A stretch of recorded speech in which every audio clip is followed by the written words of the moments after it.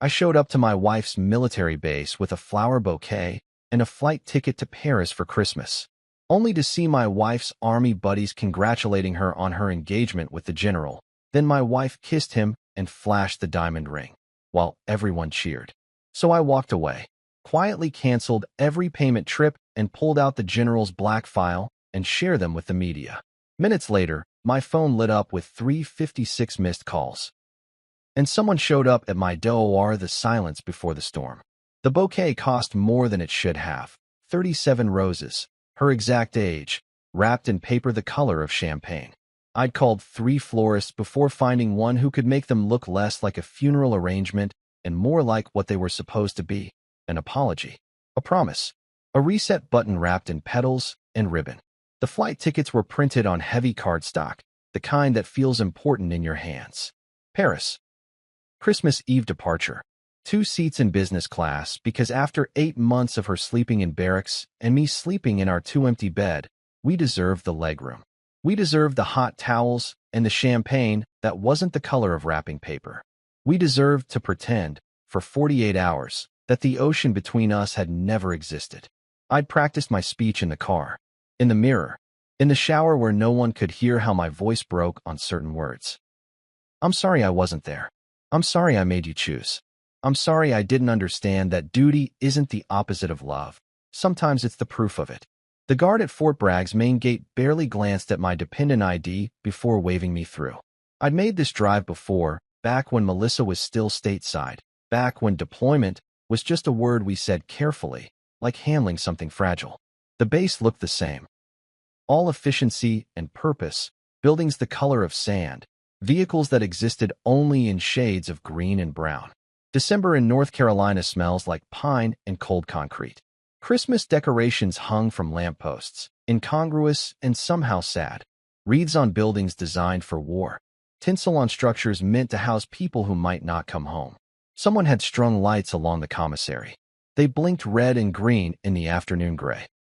I parked in visitor parking near the enlisted barracks, checked my reflection in the rearview mirror, straightened my collar. The flowers sat in the passenger seat like a third party to my nervousness, silent and perfect, and already starting to wilt at the edges despite the florist's promises. My phone buzzed. A text from my sister. Good luck. Don't grovel. You didn't do anything wrong. But I had done something wrong, hadn't I? I'd asked her to choose. 6 months after she'd enlisted, 2 years into our marriage, I'd stood in our kitchen and said the thing you're never supposed to say to someone in uniform, me or this. She'd chosen. I just hadn't expected it to feel like losing. The barracks were exactly as institutional as I'd imagined. Long hallways that smelled like floor wax and old paint, doors marked with numbers and names on little placards. Melissa Cartwright, specialist. Her name looked strange in that context, formal and distant, like she'd become someone I'd only read about. But I wasn't going to her room. That would be too private, too presumptuous. I'd texted her that morning. I'm coming to see you. Don't make plans for tonight. She hadn't responded, but she'd read it. The little check marks told me so. I'd found out from her friend Sarah, another Army wife, though she'd been smart enough to stay married, that there was some kind of informal gathering today. End-of-year celebration. Nothing official, just soldiers being human, drinking coffee that wasn't from an MRE, pretending for an afternoon that they were people and not personnel. The rec building was easy to find. Just follow the sound of laughter. I almost turned around 3 times. Once in the parking lot, once in the hallway, once with my hand on the door, the bouquet getting heavier with each second, the tickets in my jacket pocket feeling less like a gift and more like evidence of my own delusion. She loves you, I told myself. She married you. She just needs to remember why. I pushed open the door. The room was exactly what you'd expect. Folding tables arranged in rows, industrial coffee makers gurgling in the corner, someone's iPhone connected to a Bluetooth speaker playing classic rock at a volume just below uncomfortable. 20, maybe 30 people in various states of military casual. Some still in uniform, some in gym clothes. Everyone with that particular ease that comes from shared suffering. And there, in the center of it all, was Melissa. She looked different. Thinner, maybe. Or harder. Her hair was pulled back in that severe bun she'd always hated, the one that gave her headaches but met regulations. She was laughing at something someone had said, her head tilted back, and for a moment she looked exactly like the woman I'd married, the one who laughed with her whole body, who never did anything halfway. Then I saw his hand on her waist. General Marcus fucking Harding. I knew him by reputation only. The kind of commander who got written up in military blogs, who gave speeches about honor and sacrifice while his own service record read like a greatest hits album of classified operations. Older than her by at least 15 years. Distinguished in that way that means gray at the temples and shoulders that still fill out a uniform. The kind of handsome that comes from authority. His hand was on her waist like it belonged there. And she wasn't moving away. Speech. Speech. Someone was chanting, and others picked it up, rhythmic and playful, the way soldiers do when they're trying to make a moment bigger than it is. General Harding raised his free hand, still holding Melissa against him with the other. All right. Since you're all so insistent on making this awkward. Laughter. Easy, familiar laughter. Most of you know that the Army has been my life for 23 years. And most of you also know that I said I'd never let anyone distract me from the mission. He looked down at Melissa, and something in his expression made my stomach turn. Then I met this woman, this soldier, and I realized that maybe the mission isn't the only thing worth fighting for. My hands were numb. The flowers felt weightless. Melissa Cartwright, he said, reaching into his pocket. You are the most dedicated, fierce, brilliant soldier I have ever had the privilege of commanding. And I'd like to spend the rest of my life trying to deserve you. The box was small and black, and when he opened it, the diamond caught the fluorescent light and turned it into something that looked almost alive. Someone gasped. Several someones. Will you marry me? The room held its breath. Melissa's hands went to her mouth. That gesture she'd always made when she was overwhelmed, fingers pressed to lips like she could keep the emotion contained. Her eyes were shining. She was shaking. She was nodding. Yes, she said, and her voice broke on the word. Yes, of course yes. He slid the ring onto her finger. She threw her arms around his neck. They kissed, not the polite kind of kiss, not the appropriate for public kiss, but the kind that said they'd been doing this for a while, that they knew how to fit together, that this wasn't new. The room erupted. Cheering, applause, someone whistling so loudly it probably violated noise ordinances. People surged forward to congratulate them, to hug Melissa, to shake the general's hand. Someone popped a bottle of something that probably wasn't supposed to be on base. Music got louder. The celebration intensified. And I stood there, in the doorway, holding 37 roses and 2 tickets to a city I'd never see with her. Nobody had noticed me. Not yet. I was just another figure in the doorway, another shadow in the frame. Melissa turned, laughing, and her eyes swept across the room. They landed on me. For exactly 3 seconds, the world stopped. Her face went through every emotion at once. Shock, guilt, fear, anger, something else I couldn't name. Her mouth opened. No sound came out. I looked at her, at the ring catching the light, at the man whose hand was still on her back, proprietary and certain, at the room full of people celebrating a future that didn't include me. I could have made a scene, could have dropped the flowers at her feet like evidence of her betrayal, could have shouted or demanded answers or broken down in a way that would have satisfied the angry part of my brain that was screaming for acknowledgement. Instead, I did something else. I smiled at her. Not a sad smile, not a bitter smile, just a smile that said, I see you. I see all of this, and I'm going to be just fine. Then I turned around and walked away. The bouquet went in the trash can by the door. All 37 roses, all that carefully arranged beauty, dropped into military-issue garbage like it had never meant anything at all. The tickets I kept. Not sure why. Maybe because they were proof that I'd tried. Maybe because they cost $3,400 and some part of me couldn't bear to waste them. The walk back to my car took forever and no time at all. My hands weren't shaking. My breathing was steady. I felt calm in a way that probably meant I was in shock. The way you feel calm right before your body realizes it's been hurt. I didn't drive away immediately. Sat in my car, hands on the steering wheel, staring at nothing. My phone was in my pocket. The tickets were in my other pocket. And in my mind, a single thought was forming, clear and cold and remarkably simple. Okay then. Not okay as in fine. Not okay as in I accept this. But okay as in, I understand the situation now. I understand what's actually happening. and I know exactly what to do next.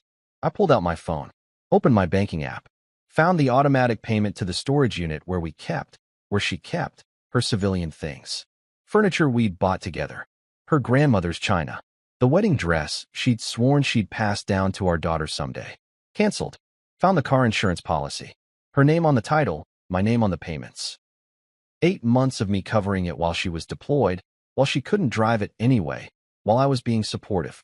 Cancelled.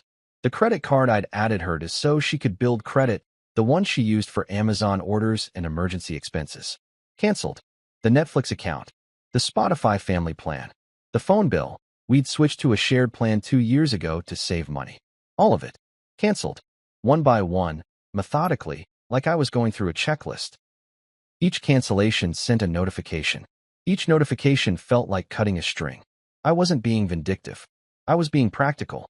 Why would I keep paying for the life of a woman who was marrying someone else? The last thing I canceled was the most important.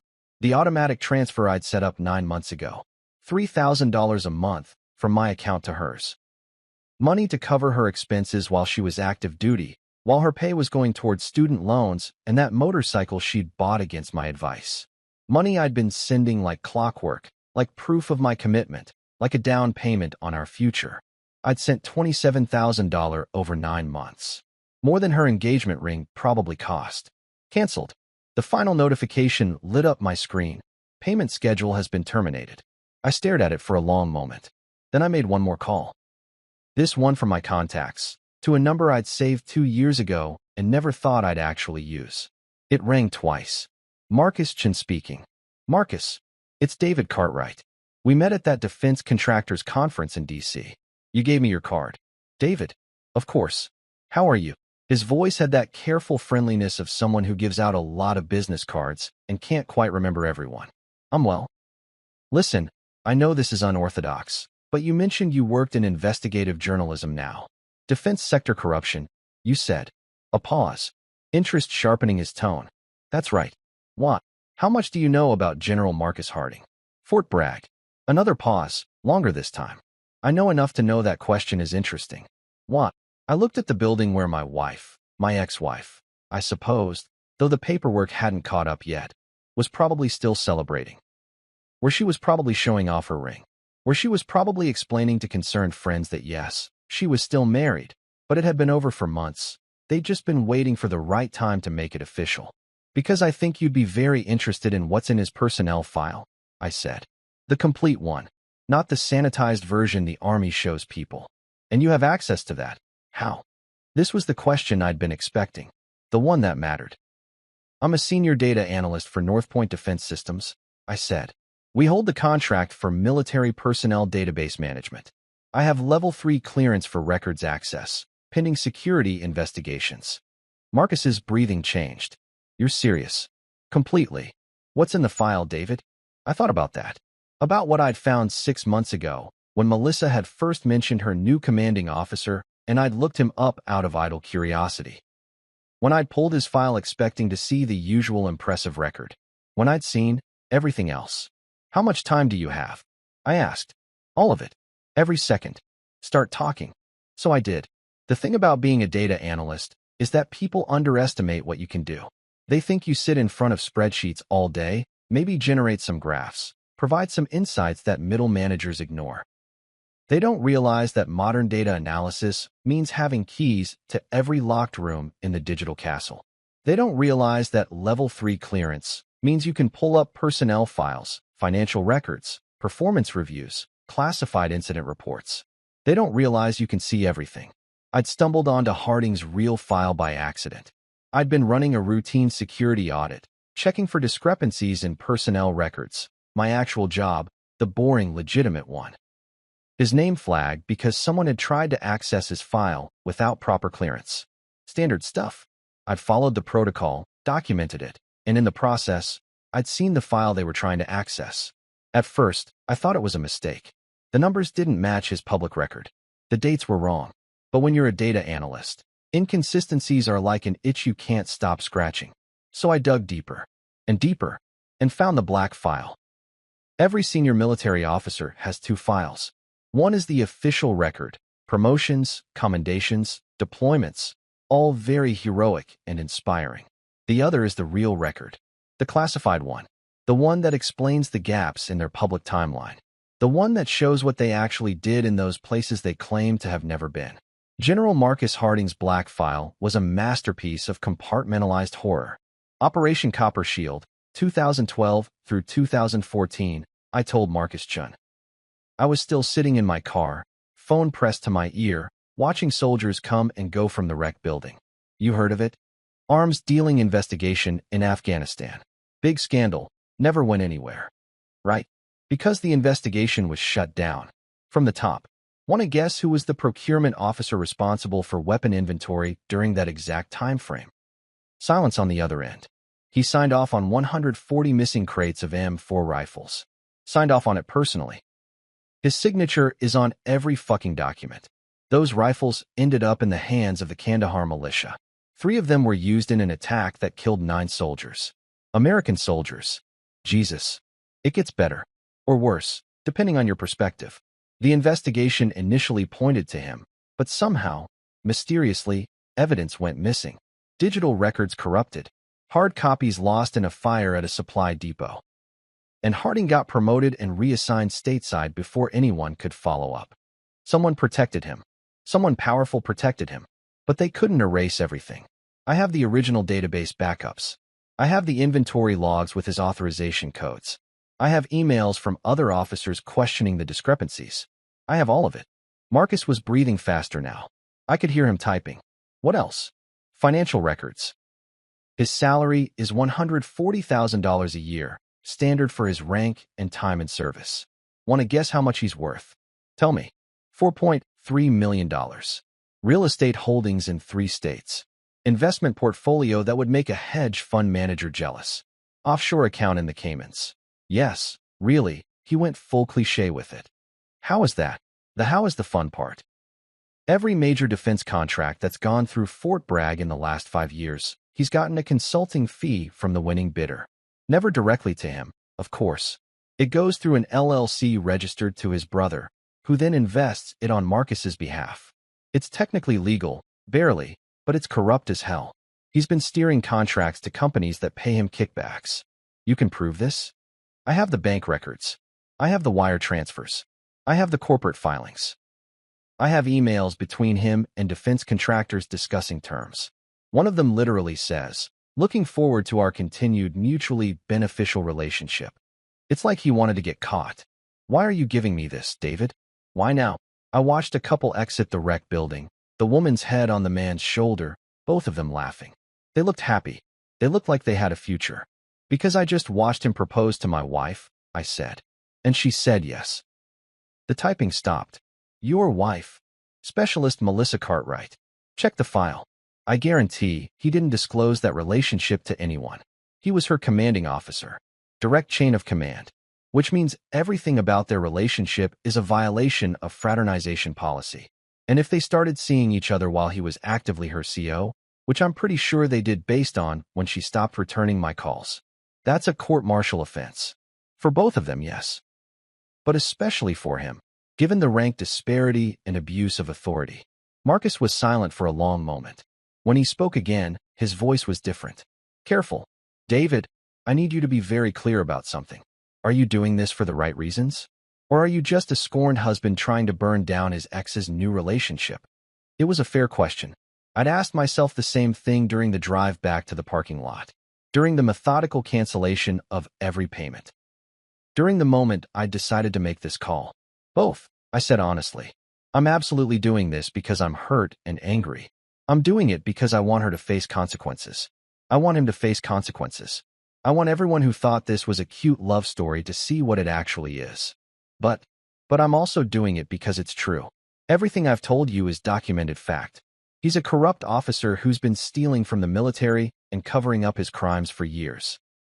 He's abused his authority in multiple ways, including to start a relationship with a subordinate. And if I don't say something, he's going to keep getting away with it. He's going to keep rising through the ranks. Eventually, he'll have even more power, even more access, even more ability to hurt people. And the fact that he hurt you? Makes me the right person to care enough to do something about it. More typing. Then, can you get me the files? I can do better than that. I can get you everything. Complete package. Organized, indexed, with a summary report explaining what each document proves. I'll even include a legal analysis showing exactly which regulations and laws he's violated. When I check my watch, 3:47 p.m. How fast can you publish? If the evidence is as solid as you say, we can have a preliminary story up by midnight. Full investigation published in 3 days. Then you'll have everything in 2 hours. David. His voice was serious now. You understand what this means for you? You're violating your security clearance. You could face charges. Prison time. I'm not giving you classified operational intelligence. I'm reporting evidence of crimes. There's a whistleblower protection protocol for this. You better hope your lawyers agree with that interpretation. I've got good lawyers. Had to, for the divorce. He laughed, startled. You're already getting divorced? I'm about to be. Tonight, actually. I'm going to file the paperwork as soon as we hang up. You're having quite an afternoon. I believe in efficiency. I could hear him grinning through the phone. I like you, David. You're handling this with a level of cold-blooded competence that's genuinely impressive. Thank you. I think. One more question. Does your wife know you have access to this information? No.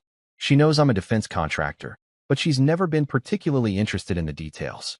She thinks I push papers and look at spreadsheets. She's in for a surprise. We all are.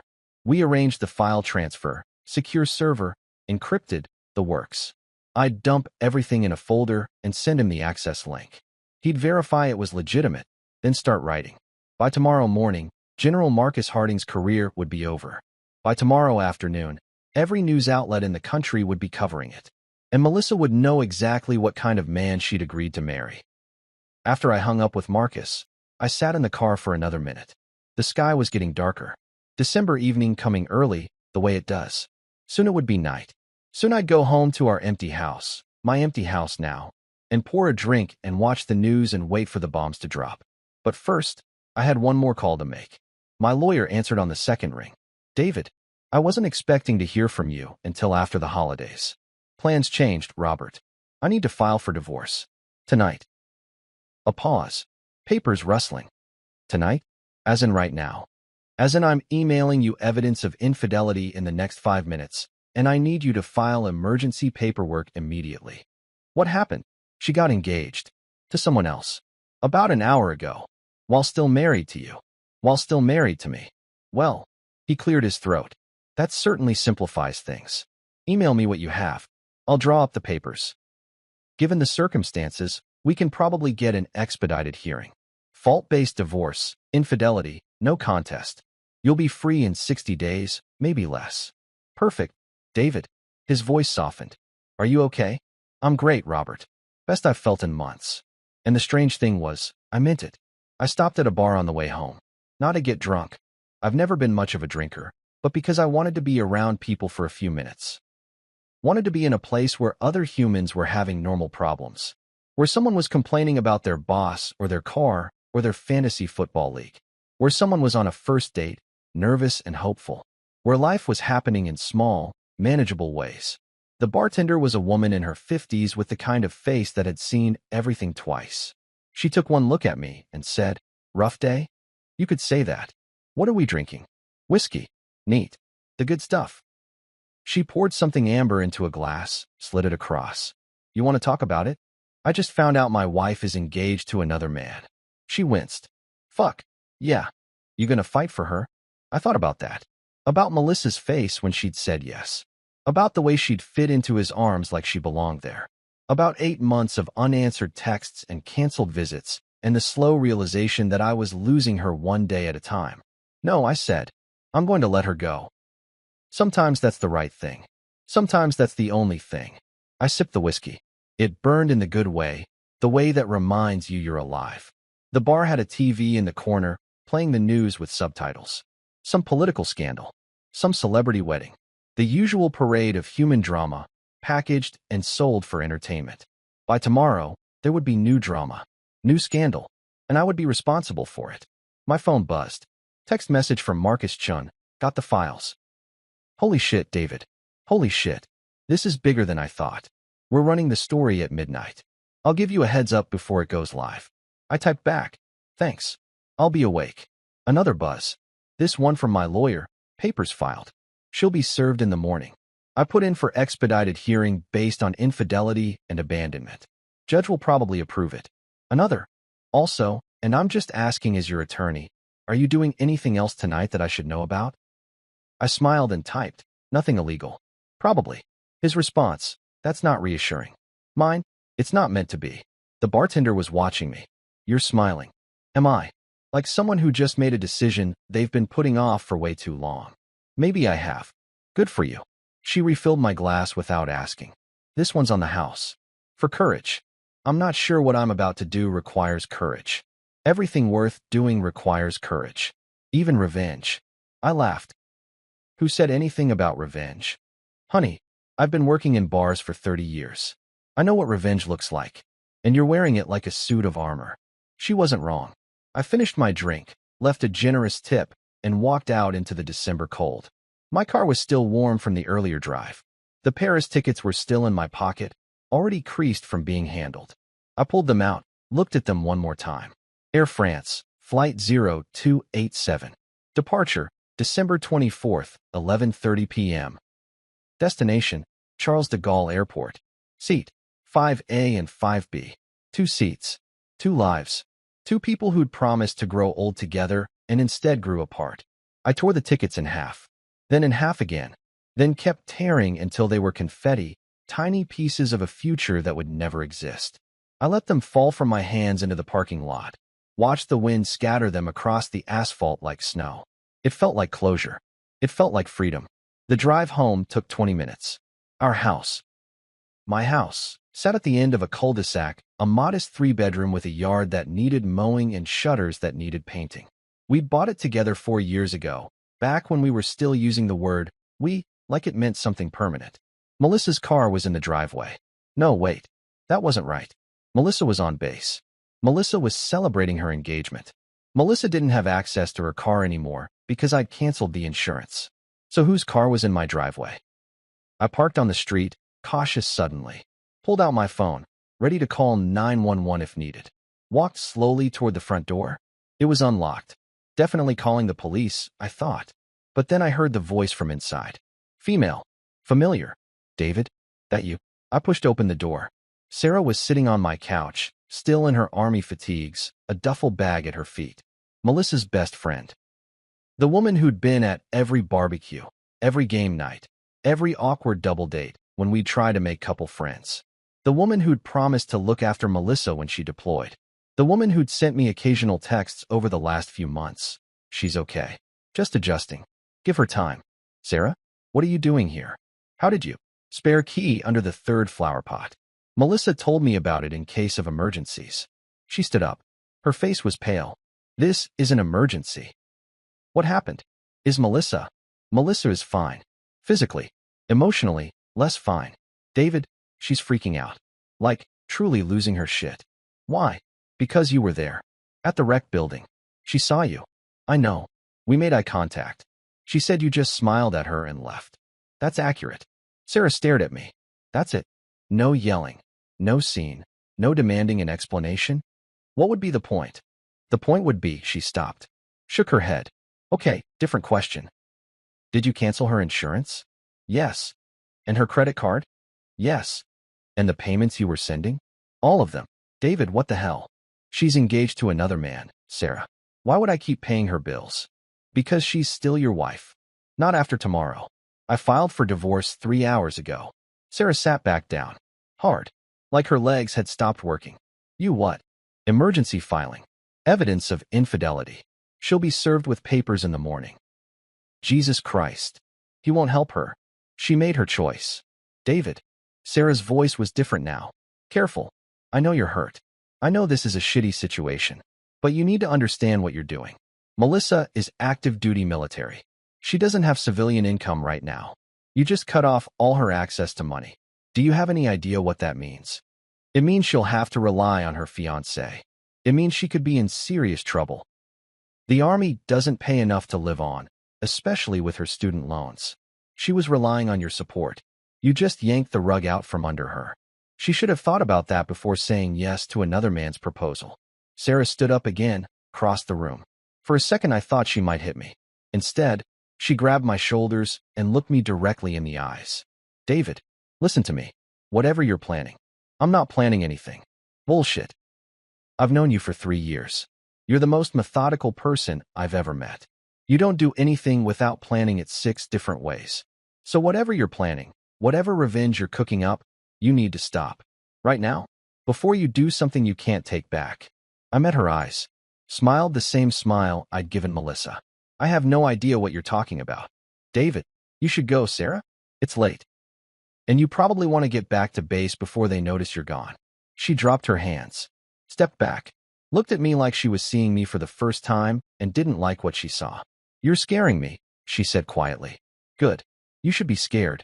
Your best friend just blew up her life, and she's about to find out there are consequences. What does that mean? It means go back to base. Be there for her. She's going to need you. Why? What are you? Goodbye, Sarah. She stared at me for a long moment. Then she picked up her duffel bag and walked to the door. Stopped. Turned back. She loved you, you know. Maybe she still does. Then she has a funny way of showing it. People make mistakes. And people pay for them. Sarah left without another word. I watched through the window as she got in her car. Melissa's car. I realized she must have borrowed it and drove away. Watched the taillights disappear around the corner. Watched the street return to quiet suburban emptiness. Then I went inside, locked the door, poured myself another whiskey, and sat down to wait. My phone said 9:47 p.m. In 2 hours and 13 minutes, Marcus Chin's story would go live. In approximately 9 hours, Melissa would be served with divorce papers. In approximately 12 hours, General Marcus Harding's world would begin to collapse. I opened my laptop, pulled up the news site where Marcus worked, set an alert for his byline. Then I opened my email and started writing. Not to Melissa, there was nothing to say to her, but to my boss. A carefully worded message explaining that I'd be taking some personal time, that I'd used my access to report criminal activity, that I'd followed all proper channels, that I understood there would be an investigation and I welcomed it. CYA, cover your ass. First rule of corporate survival. Then I wrote to my parents. A shorter message. Don't worry about me. I'm fine. Some things are happening, but I'm handling it. I'll call you tomorrow. Love you. Then to my sister, you were right. I should have left her months ago. Better late than never. Her response came immediately. What did you do? Nothing I'm not prepared to own. David. What? Did you? Do. Watch the news tomorrow. You'll see. Oh my God. I love you. Talk tomorrow. I turned off my phone. The silence was remarkable. The house had never been this quiet, even when Melissa was deployed. There had always been something. The hum of her life in the background, the expectation of her return, the sense that this was a temporary silence and not a permanent one. This was different. This was the silence of a life ended and a new one beginning. I thought about calling someone. A friend, maybe. Someone to sit with me while I waited for midnight. But the truth was, I didn't want company. I wanted to be alone with this. Wanted to feel every minute of these last few hours before everything changed. Because it would change. Irrevocably. Tomorrow, I would be a different person living a different life. Tomorrow, I would be the man who brought down a general. The whistleblower. The scorned husband who chose truth over dignity. The villain of someone else's story. I was okay with that. At 11:30, my laptop pinged. Email from Marcus Chin. Story is locked and loaded. Goes live in 30 minutes. I sent you an advance copy. Read it. Make sure I got everything right. I opened the attachment. The headline filled my screen. Fort Bragg General faces corruption allegations. Documents reveal pattern of contract fraud and ethics violations. Below that, a subheading. Marcus Harding's secret financial records show millions in suspect payments from defense contractors. I read the whole article. Every word. Every citation. Every piece of evidence carefully laid out. Damning and thorough and absolutely irrefutable. Marcus had done his job well. This wasn't a hit piece. It was a forensic takedown. At the end, there was a final paragraph that made my breath catch. Questions have also been raised about Harding's relationship with specialist Melissa Cartwright, a soldier in his direct chain of command. Sources indicate Harding proposed to Cartwright earlier today, despite military fraternization policies that strictly forbid romantic relationships between commanders and subordinates. The Army has announced it will be opening a formal investigation into these allegations. There it was. Her name, her rank, her mistake, published for the world to see. I typed a response. It's perfect. Thank you. Marcus, you sure you want to do this? Last chance to pull back. Me. I've never been more sure of anything. Marcus. Okay then. See you on the other side. I closed the laptop. At 11:58, I poured one more whiskey. Raised the glass to the empty house. To truth, I said aloud. And consequences. I drank. At exactly midnight, my phone, still off, but I'd been watching the clock on the microwave, would have started exploding if it were on. I could picture it. Text messages. Phone calls. Voicemails. Melissa, panicking. Sarah, demanding explanations. Maybe my lawyer, warning me about something. Maybe Marcus, telling me the story was live. But I didn't turn it on. Not yet. Instead, I went upstairs to our bedroom, my bedroom, and looked at the space where her things used to be. The empty closet. The bare nightstand. The half-empty dresser. She'd taken most of her clothes when she'd deployed, planning to be gone for months. She'd left behind the things that mattered. Photos, letters, the jewelry box her grandmother gave her. I picked up the jewelry box. Opened it. Inside, a cheap silver necklace from our first anniversary. Earrings I'd bought her for Christmas 3 years ago. Her wedding ring. She'd left her wedding ring behind. I closed the box. Set it on the dresser. Walked away. Tomorrow, I would pack up her things. Tomorrow, I would change the locks. Tomorrow, I would become someone new. But tonight, I would sleep. I brushed my teeth. Put on sweatpants. Climbed into bed. The sheets smelled like laundry detergent, neutral and clean, all trace of her long gone. I closed my eyes and slept better than I had in months. Morning came with weak December sunlight and the sound of someone hammering on my door. I checked my phone, finally turned it back on, and was greeted with exactly what I'd expected: 356 missed calls, 189 text messages, 47 voicemails, notifications from every app, every social media platform, every person who had my number. The hammering continued. I pulled on a shirt and went downstairs. Through the peephole, Sarah, again, looking significantly worse than she had last night. Dark circles under her eyes, hair uncombed, fury radiating from every pore. I opened the door. She pushed past me into the house. What the fuck did you do? Good morning to you too. Don't you dare joke right now. What the actual fuck did you do? I'm assuming you saw the news. Everyone saw the news. It's on every channel. The general is under investigation. They're talking about a court-martial. And Melissa, her voice broke. Melissa is being questioned by CID. Criminal Investigation Division, David. They think she might have known about the corruption. They think she might have been involved. Was she? Of course not. She didn't know anything. She just— Sarah stopped. Took a breath. She fell in love with him. That's it. That's her crime. She fell in love. While still married to me. While he was her commanding officer. Both of which are crimes, incidentally. You're destroying her life. I'm holding her accountable. You're being vindictive. I'm being honest. I walked to the kitchen, started making coffee. Sarah followed, still yelling. You had no right. You had no right to access those files. You had no right to give them to a journalist. You had no right to. I had every right. I'm a whistleblower reporting criminal activity. There are laws protecting that. Fuck your laws. You did this because you were hurt. You did this because you wanted revenge. Yes. I turned to face her. Yes, I did. And you know what? It worked. He's going down. His career is over. His life is over. And Melissa gets to experience what it feels like to have everything you love ripped away from you by someone you trusted. Sarah stared at me. You're not the person I thought you were. Neither is your best friend. She moved so fast I barely saw it coming. Her hand connected with my face, hard enough to snap my head to the side. The slap echoed through the kitchen. We both stood there, breathing hard. Feel better? I asked. No. She was crying now. No, I don't. Because you're right. About all of it. She cheated. He abused his authority. They broke the rules. But David, she's still a person. She's still someone who makes mistakes. And you just nuked her entire future because you couldn't handle being left. I handled it fine. I just handled it my way. Your way is cruel. My way is effective. The coffee machine beeped. I poured 2 cups, offered one to Sarah. She knocked it out of my hand. It shattered on the tile floor, brown liquid spreading like a stain.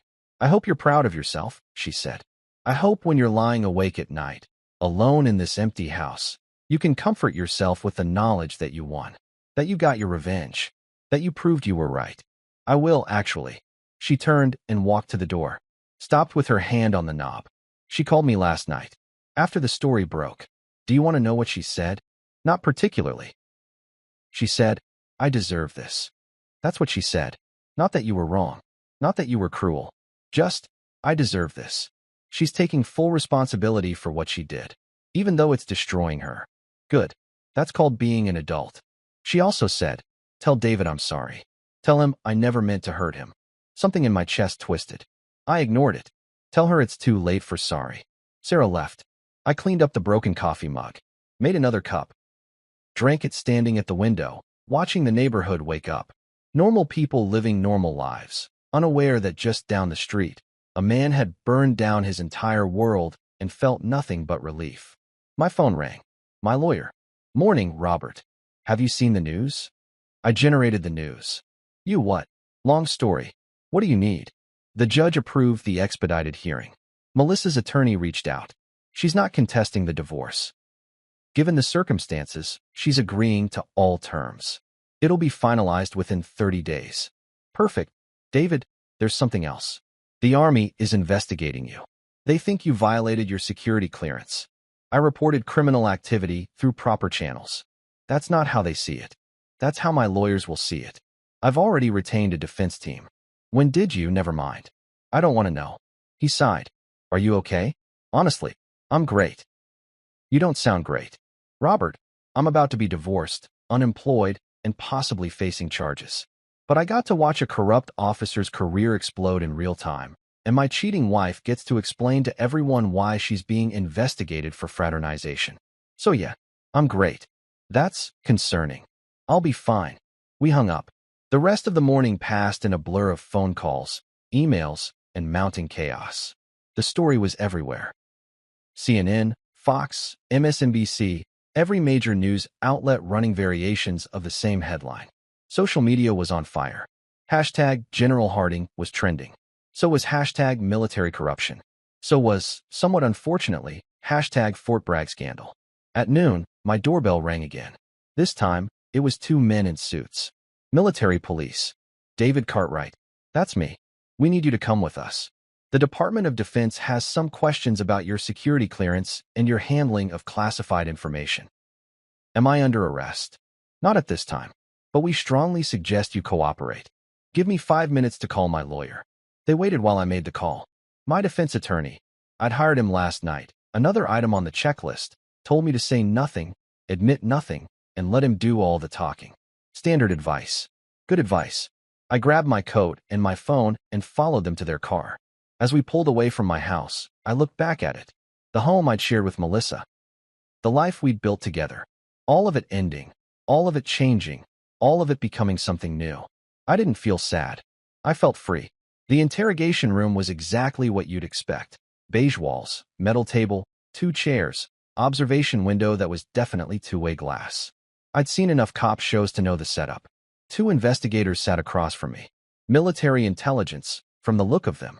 My lawyer sat beside me, legal pad open, pen ready. Mr. Cartwright, the first investigator began. She was 40-ish, severe, the kind of person who alphabetizes her spice rack. You understand why you're here?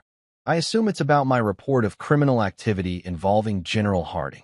We're calling it unauthorized disclosure of classified information. I'm calling it whistleblowing under federal protection statutes. My lawyer put a hand on my arm. My client exercised his legal right to report criminal activity. He followed proper protocols. Proper protocols involve reporting to his supervisor or the inspector general, not to a journalist. The journalist is a registered defense reporter with security clearance. The information disclosed was evidence of criminal activity, which is specifically exempted from classification protections under. They went back and forth for a while. Legal jargon, statute citations, procedural arguments. I stopped listening and started thinking about Melissa. Was she in a room like this? Was she being interrogated? Was she scared? Did I care? The answer surprised me. Yes. Despite everything, despite the betrayal and the engagement and the last 8 months of slowly dying inside, I still cared. Not enough to save her. Not enough to take back what I'd done, but enough to feel a twist of guilt about what she was going through. Then I remembered her kissing him, remembered the ring on her finger, remembered the way she'd looked at him, like he was everything I'd never been. The guilt disappeared. Mr. Cartwright? The investigator's voice pulled me back. Are you listening? Sorry. What? I asked if you have anything to say in your defense. My defense is simple. General Harding is a criminal. He's been defrauding the military for years. He's violated ethics regulations, fraternization policies, and possibly several federal laws. I had evidence of this. I reported it. If that's illegal, then the law is broken, not my actions. You could have reported it internally. Internal reports go nowhere. You know that. I know that. Everyone in this room knows that. The system protects itself. So I went outside the system. That's not your decision to make. Actually, it is. That's exactly what whistleblower protection is for. To protect people who expose corruption even when, especially when, the institution doesn't want to expose itself. The second investigator leaned forward. He was younger, less practiced at the intimidating stare. You accessed classified personnel files without authorization. I accessed files within my security clearance level as part of a routine security audit. And then you disclosed them to unauthorized parties. I disclosed evidence of crimes to appropriate authorities. The journalist has security clearance. The story was reviewed by legal counsel before publication. Nothing that appeared in the article compromises operational security or ongoing missions. That's not your judgment to make. Then whose judgment is it? The people being investigated? That seems like a conflict of interest. My lawyer kicked me under the table. I shut up. They questioned me for 3 more hours. Asked the same things in different ways. Tried to get me to admit I'd acted out of personal vendetta, that I'd violated protocols, that I'd put national security at risk. I stuck to my story because it was true. I'd reported crimes. That I happened to benefit personally from reporting them didn't make them less true. Finally, they gave up. You're free to go, the severe one said. For now, but this investigation is ongoing. Don't leave the state. And don't talk to any more journalists. I'll talk to whoever I want. First Amendment. Mr. Cartwright. Is my client charged with anything? My lawyer interrupted. Not at this time. Then we're done here. We left. In the parking lot, my lawyer turned to me. You need to be more careful. They're looking for any excuse to charge you. Let them look. I didn't do anything wrong. You disclosed classified information. I reported criminal activity. That's a legal gray area at best. Then I guess I'll see you in court. He shook his head. You're either the bravest person I've ever met or the most self-destructive. Maybe both. I drove home alone. The sun was setting, 5:30 p.m., that early December darkness. The house was cold when I walked in. I'd forgotten to adjust the thermostat before I left. Forgot that it was just me now, no need to keep the whole house warm. I turned on the heat, made dinner, frozen pizza, because I'd stopped pretending to take care of myself, and turned on the news. There I was. Not my face, but my actions. Sources say the information came from a defense contractor with access to personnel databases. They didn't name me, but they didn't have to. Everyone who mattered knew. General Harding's face filled the screen. A press conference, hastily arranged. He looked smaller than he had in person. Older. Scared. I categorically deny all allegations of financial impropriety, he was saying. I have served this country for 23 years with honor and distinction. These accusations are baseless and appear to be motivated by personal animus from. The reporter cut him off. Is it true you're engaged to one of your subordinates? His face went pale. I have no comment on my personal life. Is Specialist Melissa Cartwright your fiancée? No comment. Did your relationship with Specialist Cartwright begin while she was under your command? This press conference is over. He walked away from the podium. The cameras followed him. Someone shouted another question. He didn't turn around. The anchor came back on screen. In a related development, Specialist Melissa Cartwright has been placed on administrative leave pending investigation. Sources say she's cooperating fully with authorities. They showed her photo. Military ID picture, formal and serious. She looked so young, so earnest, so convinced she was doing the right thing by serving her country. I wondered what she looked like now. My phone buzzed. Text message from a number I didn't recognize. "This is Melissa. Sarah gave me your new number. Can we talk?" I stared at the message for a long time. Typed no. Deleted it. Typed, "What's there to say?" Deleted that too. Finally typed, "Why?" Her response came immediately, like she'd been waiting for me to engage. "Because I owe you an explanation. Because you deserve to hear my side. Because despite everything, you were my husband and I loved you, and I'm sorry." Were. Past tense. I know. I'm so sorry, David. Sorry you did it, or sorry you got caught. Long pause. Then both. At least she was honest. "What do you want from me, Melissa?" "I want you to understand why I did it. You fell in love with someone else." That's pretty self-explanatory. It's more complicated than that. It really isn't. Please, just give me an hour. Meet me somewhere. Let me explain. So you can feel better about yourself? So you can feel better about yourself. You deserve to hear me say all the things I should have said months ago. I thought about that. About whether I wanted to hear her apology. Whether it would change anything. Whether I could sit across from her and not feel the urge to say something cutting, something designed to hurt her the way she'd hurt me. Where? The coffee shop on Market Street. The one we used to go to. When? Now.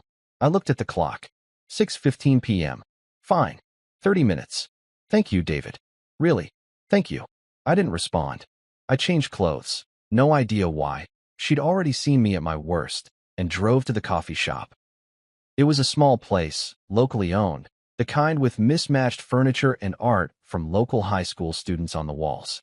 We'd spent dozens of Sunday mornings here, reading the paper, drinking overpriced lattes, pretending to be the kind of couple who had their shit together. She was already there when I arrived, sitting in the back corner, away from the windows, probably trying to avoid being recognized. She'd seen the news too. She knew her face was out there now. She looked tired. More than tired, exhausted. Her hair was down, which she never wore it when in uniform. She was in civilian clothes, jeans and a sweater, no makeup. She looked like the woman I'd married, before the army had polished her into something else. I sat down across from her. "Hi," she said. "Hi. Thank you for coming. You have 30 minutes. Talk." She flinched at my tone but nodded. "Okay. I'm not going to make excuses. I'm just going to tell you what happened, and you can decide what you think of me after. I've already decided what I think of you. I know, but maybe this will help you understand why." I waited. She took a breath. I was lonely. That's the simple version. I was deployed, and I was lonely, and Marcus, General Harding, he was there. He listened. He made me feel like I mattered. Like I was more than just another soldier. I was here. I would have listened. You were here. And that was the problem. I frowned. "Explain." "David, every time I called you, every time I texted you, all you wanted to talk about was when I was coming home. How much you missed me. How hard this was for you. And I get it, I do. It was hard for you. But it was hard for me too, and I needed someone who understood that. Who understood what it's like to be over there, to be scared every day, to be constantly questioning whether you made the right choice. You could have told me that. I tried. You didn't want to hear it. You wanted me to say I missed you too, and that I'd be home soon, and that everything would go back to normal. But it wasn't going to go back to normal. I changed. The army changed me. And you wanted the old version of me, the one who existed before I enlisted. I sat back, processing that. So this is my fault. No. God, no. I'm not saying that. I'm saying we both made mistakes. You wanted me to be someone I wasn't anymore. And I should have been honest with you. I should have told you I was struggling. Instead, I found someone who made me feel understood, and I took the coward's way out. By cheating on me. By falling in love with someone else while I was still married to you. Yes. When did it start? She looked down at her hands. The engagement ring was gone. I wondered if they'd made her give it back, or if she'd taken it off herself. Emotionally, about 4 months into my deployment. Physically? 2 months ago. Jesus. I know. You were fucking him while I was sending you money every month. While I was keeping your life together here. While I was waiting for you. I know. And you didn't think to tell me? Didn't think to end it before you let him propose? I was going to tell you. I swear I was. I didn't know how. Every time I tried to start the conversation, I'd imagine your face, and I couldn't do it. I couldn't hurt you like that. So you let me find out by showing up at your engagement party instead. Much better. I didn't know you were coming. I had no idea. She stopped, closed her eyes. You're right. However you found out would have been horrible. There was no good way to do this. You could have been honest from the beginning. Could have said, David, I don't think this marriage is working. I think we should separate. Would have saved us both a lot of pain. Would you have let me go? What the fuck kind of question is that? An honest one. If I'd come to you 4 months ago and said I wanted a divorce, would you have accepted it? Or would you have fought for me? I wanted to say I would have accepted it. Wanted to believe I was mature enough, evolved enough, to let her go gracefully. But the truth was Messier. I would have fought, I admitted. I would have tried to fix it. To fix us. That's why I didn't tell you. Because it wasn't fixable, David. We weren't fixable. We'd been broken for a long time. We just didn't want to admit it. I wasn't broken. Yes, you were. You just didn't see it. You were miserable. You hated that I'd enlisted. You resented the army for taking me away from you. Every conversation we had was laced with this bitterness. Like I'd betrayed you by choosing a career. I supported your decision. You tolerated it. There's a difference. I wanted to argue, but I couldn't. Because she was right. I had resented it. Had hated every minute of her deployment. Had counted down the days until she came home and things could go back to normal. Except normal was never coming back. So what now? I asked. You explain all this. I'm supposed to understand, and we part ways as friends. No, I don't expect us to be friends. I just wanted you to know that I didn't do this to hurt you. I did it because I was weak and selfish and I made terrible choices. And I'm sorry. I'm so sorry. Your apology doesn't change anything. I know. It doesn't fix what you did to me. Doesn't fix what you did to your career. Doesn't fix any of this. I know. So why tell me? Because you deserve to hear it. And because I needed to say it. We sat in silence for a moment. The coffee shop buzzed with activity around us. Students studying, couples on dates. All these people living normal lives while ours imploded. I saw what you did, she said finally. The news. The investigation. All of it. Good. You destroyed him.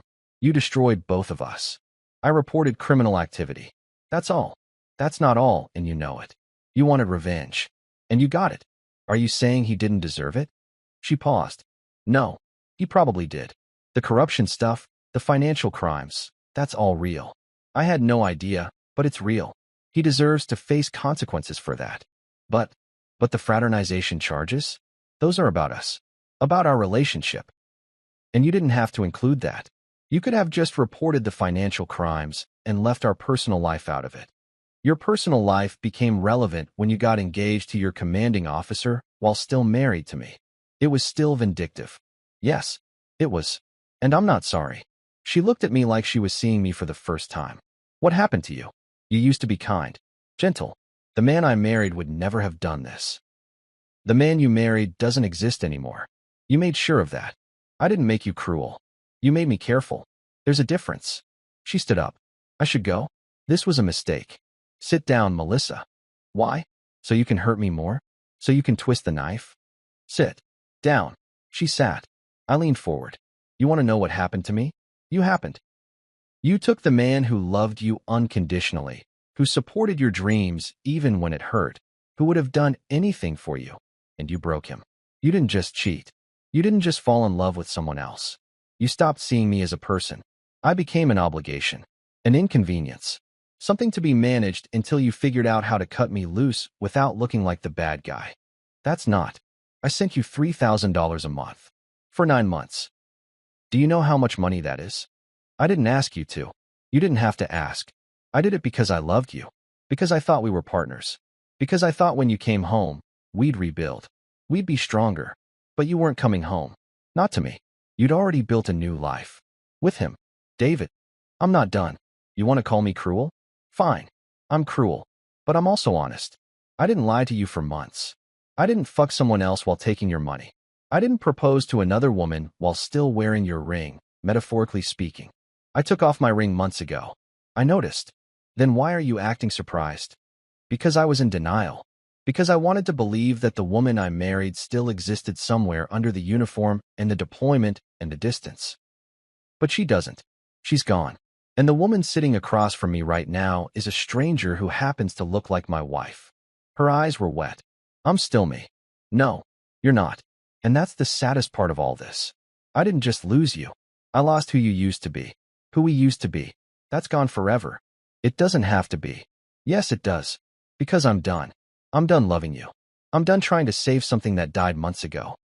I'm done being the faithful husband while you build a life with someone else. So you destroyed mine instead. I exposed the truth. That's different. Is it? Yes. We stared at each other. I hope it was worth it, she said finally. All this revenge. All this pain. I hope it makes you feel better. It does. Actually. Then I feel sorry for you. Don't. Save your pity for yourself. You're the one facing a court-martial. She stood up again. This time I didn't stop her. Goodbye, David. Goodbye, Melissa. She walked out. I watched her go, watched her push through the door into the December cold, watched her disappear into her car and drive away. The barista approached my table. Can I get you anything? Coffee. Black. Largest size you have. Rough night.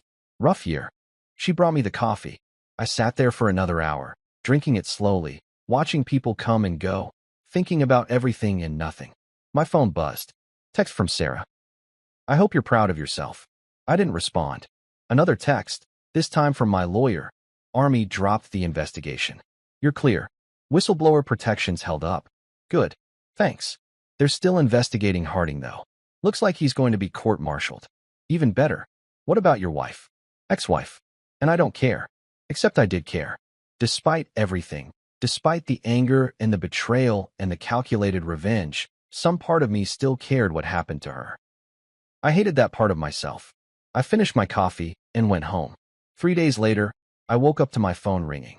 6:47 a.m. Unknown number. Hello. Mr. Cartwright? This is Lieutenant Colonel Patricia Morrison, base commander at Fort Bragg. Do you have a moment? I sat up. Yes, ma'am. I wanted to personally thank you for coming forward with information about General Harding. Your actions, while unorthodox, exposed serious corruption within our ranks. The Army takes these matters very seriously. I appreciate that. I also wanted to let you know that Specialist Cartwright has been cleared of any involvement in Harding's financial crimes. She had no knowledge of his activities. That's good to hear. However, she is still facing charges related to the fraternization policy violations. Her relationship with General Harding began while he was her direct commanding officer. That's a serious breach of military conduct. I understand. She'll likely receive a general discharge under other than honorable conditions. She'll lose her benefits, her GI Bill, her honorable service record. It will follow her for the rest of her life. Something in my chest tightened. I see. I'm telling you this because I thought you should know, given your role in exposing the situation. Thank you for the update, Colonel. Mr. Cartwright? One more thing. Yes. I've been in the military for 26 years. I've seen a lot of marriages end because of deployment. It's one of the hardest things about service, the strain it puts on families. What your wife did was wrong, but I hope you'll consider that she made a mistake in an incredibly difficult situation. Young soldiers do foolish things. Sometimes they deserve a second chance. With all due respect, Colonel, she's not getting a second chance from me. I understand. I just wanted to say it. Have a good day, Mr. Cartwright. She hung up. I sat in bed, staring at my phone. Other than honorable discharge. That would destroy her. She'd enlisted because she wanted to serve, wanted to be part of something bigger than herself. She'd sacrificed our marriage for the Army. And now the Army was spitting her out like she was nothing. Because of what I'd done. No, because of what she'd done. I just exposed it.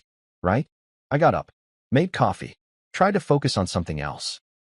But my mind kept circling back to Lieutenant Colonel Morrison's words. Young soldiers do foolish things. Sometimes they deserve a second chance. Did Melissa deserve a second chance? Did I owe her one? The answer should have been no. Should have been easy. She'd betrayed me, lied to me, was planning to marry another man while still married to me. She'd made her choices. But I pulled out my laptop, opened my email, started typing. To Lieutenant Colonel Patricia Morrison. From David Cartwright. Subject, Specialist Melissa Cartwright. Colonel Morrison, thank you for your call this morning. I wanted to follow up regarding Specialist Cartwright's situation. While I stand by my decision to report General Harding's crimes, I want to make it clear that my intention was never to destroy Specialist Cartwright's career. She made a personal mistake, one that hurt me deeply, but she did not engage in financial corruption or abuse her authority. Her only crime was falling in love with the wrong person. I understand the Army's fraternization policies exist for good reason, but I also believe that Specialist Cartwright has been a dedicated soldier who made an error in judgment. She's cooperating fully with the investigation. She's taking responsibility for her actions. I'm writing to request that the Army consider leniency in her case. Perhaps a letter of reprimand or suspension rather than discharge. She served honorably otherwise, and she deserves the chance to continue serving if she chooses.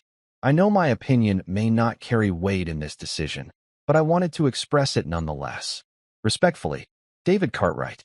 I read it 3 times. Deleted it. Wrote it again. Deleted it again. Fuck. I didn't know her anything. She'd made her choices. Why should I save her career after she'd destroyed our marriage? Because it was the right thing to do. Because revenge felt good in the moment, but hollow in the aftermath. Because I didn't want to be the kind of person who burned down someone's entire life out of spite. I wrote the email a 3rd time. Hit send before I could change my mind. Then I closed my laptop and tried not to think about whether I'd just made the biggest mistake of my post-divorce life. A week passed. The divorce was finalized, 30 days condensed to 7 because neither party contested it. I was officially single. Officially free. Officially alone. The media storm around General Harding continued. More evidence surfaced. More contractors came forward. It turned out his corruption went back nearly a decade, involved millions of dollars, and implicated several other officers. The Army's investigation expanded. People started calling it the biggest military scandal in 20 years. I got calls from other journalists. 60 Minutes wanted an interview. So did CNN. I declined them all. I'd said what I needed to say. The rest was just noise. Marcus Chin's career took off. He won an investigative journalism award. His article was being taught in journalism schools as an example of ethical reporting. He called me to say thank you. I told him he'd earned it. You ever regret it? He asked. Blowing the whistle? No. Even though it cost you your marriage? My marriage was already over. This just made it official. Still, it takes guts to do what you did. Or stupidity. Same thing sometimes. On day 8, I got a call from Lieutenant Colonel Morrison. Mr. Cartwright, I wanted to update you on Specialist Cartwright's situation. Okay, your email was unexpected, and it carried more weight than you might think. We took your recommendation into consideration, and she's been given a general discharge under honorable conditions. She'll retain her benefits and her service record, though there will be a note about the fraternization violation. She'll also be required to undergo counseling and complete a professional ethics course. Relief flooded through me. Thank you. Don't thank me. Thank the fact that she's been otherwise exemplary. And thank yourself for being willing to show some mercy. How is she? A pause. Why do you want to know? I don't know. I just do. She's struggling. But she's resilient. She'll be okay. Good. Mr. Cartwright? I have a question for you, if you don't mind. Go ahead. Did you love her? When you reported General Harding, did you still love your wife? I thought about that. About the truth versus what I wanted to believe. Yes, I said. I did. Maybe I still do. I don't know anymore. That's what I thought. Take care of yourself, Mr. Cartwright. She hung up. I sat with that conversation for a long time. Did I still love Melissa? The honest answer was complicated. I loved who she'd been. I loved the memories. I loved the potential of what we could have been. But did I love who she was now? Did I love the woman who'd cheated and lied and chosen someone else? No. But I didn't hate her either. And maybe that was growth. Christmas came. I spent it alone. Ordered Chinese food, watched old movies, tried not to think about the Paris tickets I'd destroyed. Tried not to imagine what we would have been doing if everything had gone according to plan. On Christmas evening, my doorbell rang. I wasn't expecting anyone. My family was across the country. My friends, the few I still had after the divorce, knew better than to drop by unannounced. I opened the door. Melissa stood there, looking uncertain and cold. No uniform. Civilian clothes. Her hair was shorter than the last time I'd seen her. She looked older. Or maybe just tired. Hi, she said. Hi. I know I shouldn't be here. I know you probably don't want to see me.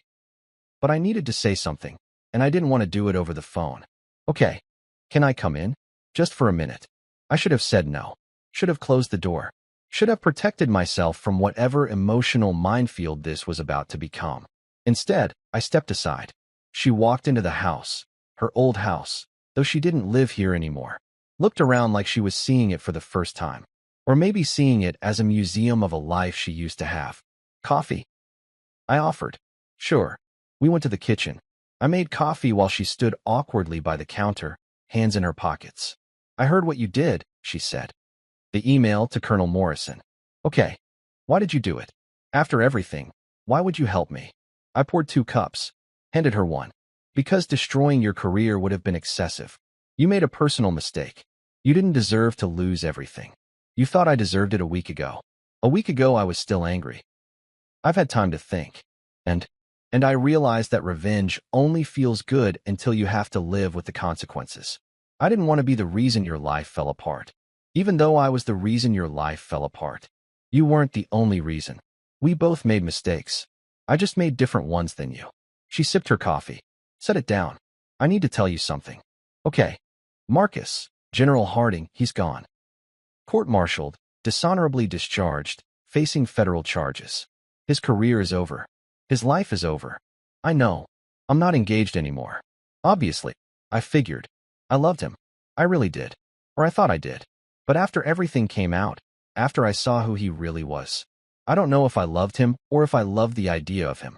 Does that make sense? Unfortunately, yes. I'm sorry, David. For all of it. For cheating, for lying, for hurting you. I was selfish and stupid, and I thought I could have everything. You, him, my career, my integrity.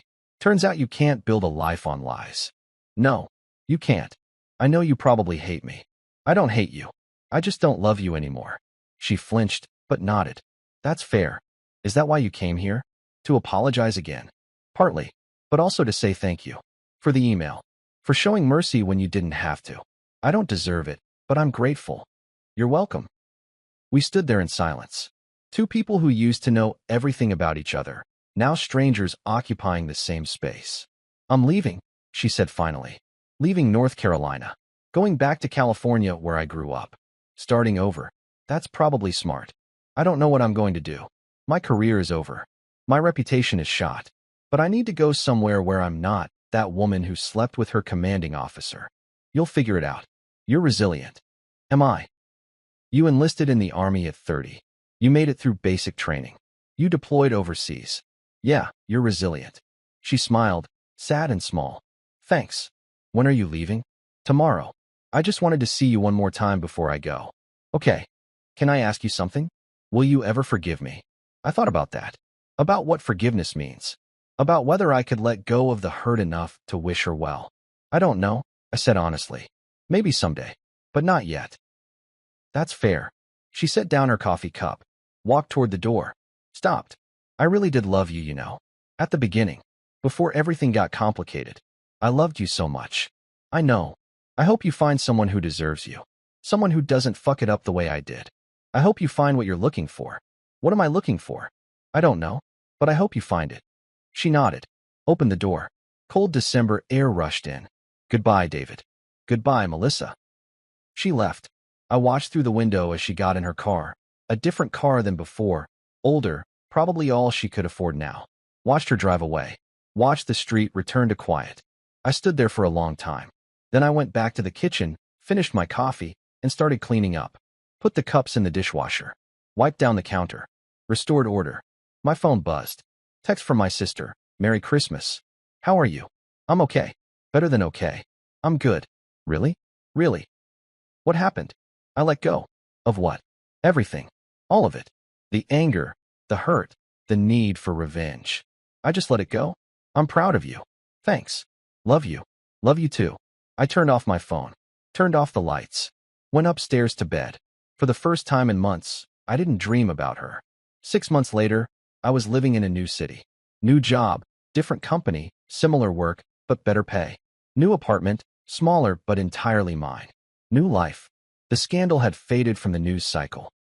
General Harding was in prison. Melissa was somewhere in California, doing something. I didn't keep track. Didn't need to. I'd started dating again. Casual stuff, nothing serious. Coffee dates, movies, conversations that didn't lead anywhere but were pleasant enough. I wasn't looking for anything deep. Just company. Just proof that I could do this again. One evening, I was sitting in a bar, different city, same premise, when my phone rang. Unknown number. I almost didn't answer. Hello. David Cartwright. Speaking. This is Lieutenant Colonel Patricia Morrison. We spoke several months ago.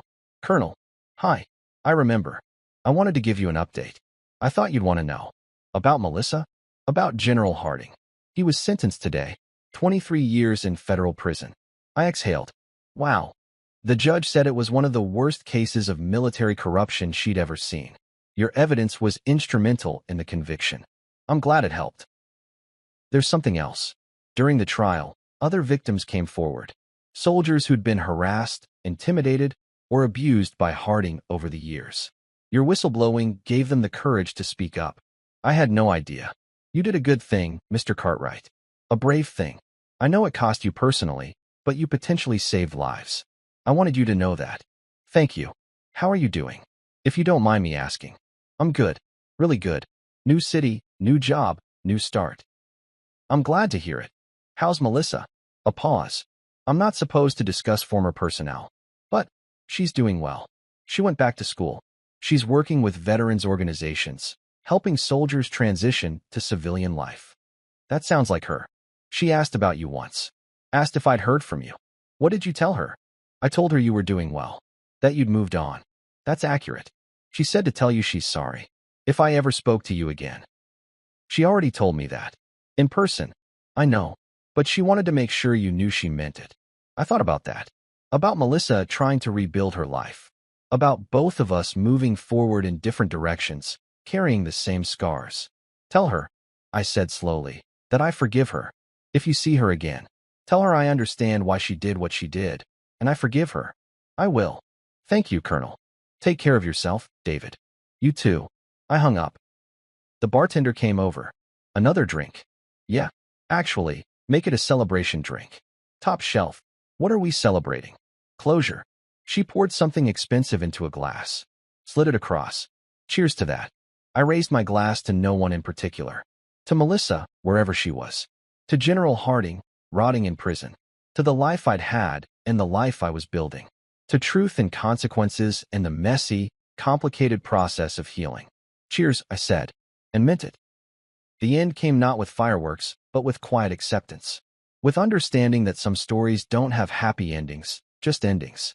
With the realization that revenge is a dish best served cold, but forgiveness is a meal that nourishes the soul. I never saw Melissa again.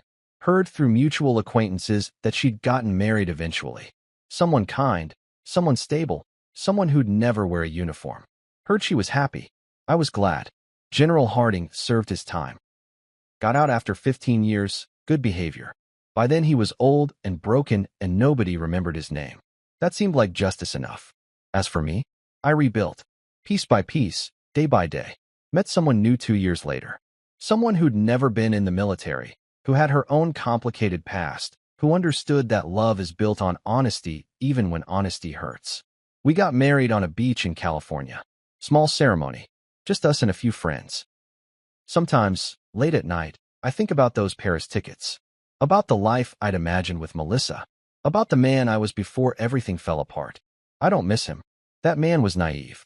Believed that love was enough. Believed that if you were loyal and faithful and supportive, everything would work out. The man I am now knows better. Knows that love requires more than loyalty. Requires compatibility and communication and the willingness to grow together instead of apart. Requires honesty, even when the truth is ugly. The man I am now would never let himself be blindsided again. Would never send money to someone who'd stopped sending back anything but perfunctory texts. Would never hold on so tight to a failing marriage that he missed all the signs of its death. But the man I am now also understands mercy. Understands that people make mistakes. Understands that sometimes the bravest thing you can do is let someone go, even when it hurts, even when you want to hold on, even when letting go feels like losing. I didn't lose anything that day at Fort Bragg. I found myself. And that, in the end, was worth more than any marriage built on the corpse of who we used to be. The email arrived on a Tuesday morning. Subject line, thank you. I almost deleted it. Then I saw the sender, Melissa Cartwright Rodriguez. Rodriguez. She'd remarried. Taken his name. I opened it. David. I know it's been a decade. I know you've probably moved on completely and don't think about me at all. But I wanted to reach out because today is the 10th anniversary of the day everything fell apart, and I've been thinking about you. I wanted to thank you. I know that sounds strange, given everything that happened, but destroying my life, or letting me destroy it, depending on how you see it, was the best thing that ever happened to me. I was so lost back then. I was chasing something I thought I wanted, adventure, purpose, belonging, and losing myself in the process. I hurt you. I hurt myself. I made terrible decisions because I was too scared to admit I'd made a mistake. When everything came crashing down, I thought my life was over. But it wasn't. It was just beginning. I went to therapy. I figured out who I actually was instead of who I thought I should be. I built a life based on honesty instead of lies. I'm happy now. Really happy. I have a husband who loves me, 2 kids who drive me crazy, and a job helping veterans transition to civilian life. I think about you sometimes and hope you found the same happiness. I heard through the grapevine that you got married. I'm glad. You deserved someone who could love you the way you needed to be loved. Anyway, this isn't meant to reopen old wounds. Just to say, thank you for being honest. Thank you for showing me consequences. Thank you for the mercy you showed me when you didn't have to. And thank you for being the kind of man who valued truth over everything else, even when it hurt. I hope life has been kind to you. Melissa. I read the email 3 times. Then I hit reply. Melissa, thank you for reaching out. And you're right. I don't think about you much anymore. Not because I'm bitter, but because I've moved on completely. But I appreciate the message. I'm glad you're happy. I'm glad everything worked out. And I'm glad that the worst day of both our lives ultimately led to better ones. I hope your kids are wonderful and your husband treats you well. I hope you found peace. Take care. David. I hit send. Closed my laptop. Walked downstairs to where my wife was making breakfast, my daughter was arguing with the dog, and my son was trying to convince everyone that cereal counted as a vegetable. Who was that? My wife asked. An email from the past. Important. Not anymore. She kissed me. Good. Breakfast is ready. I sat down at the table, looked at my family, looked at the life I'd built from the ashes of the old one, and smiled. Because sometimes, losing everything is just making room for what you actually need. Sometimes, revenge is just the first step toward healing. And sometimes, the best thing that can happen to you is the worst thing that can happen to you. You just have to survive long enough to see the difference.